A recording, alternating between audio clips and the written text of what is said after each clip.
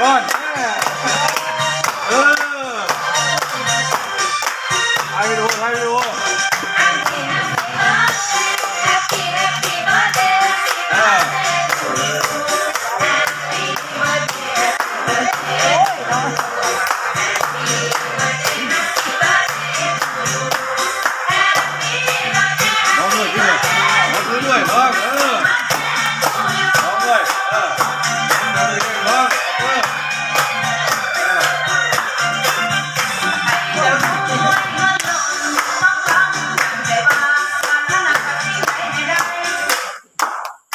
อย่างเงี้ย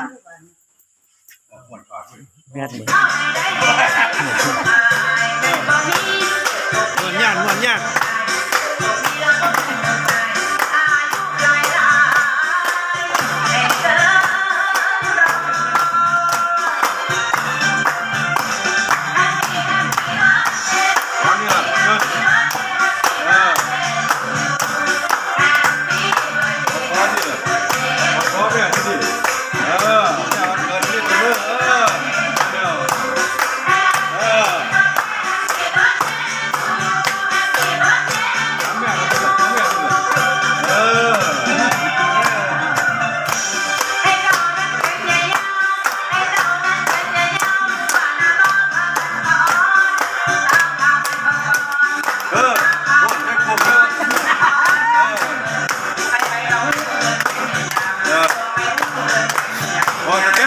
เต็มเลยนี่เหรอยิ่งดูนั่นแล้วนี่แต่ละแม่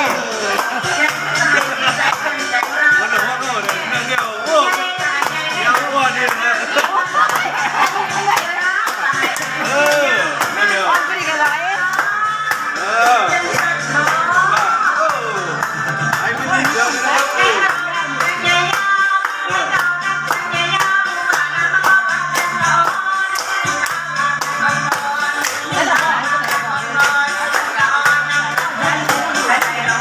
พอใช้ไทยอยู่ดี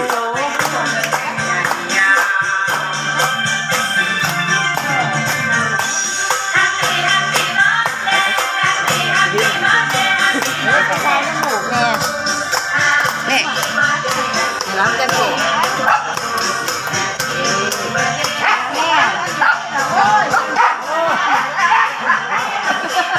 บ้านเรา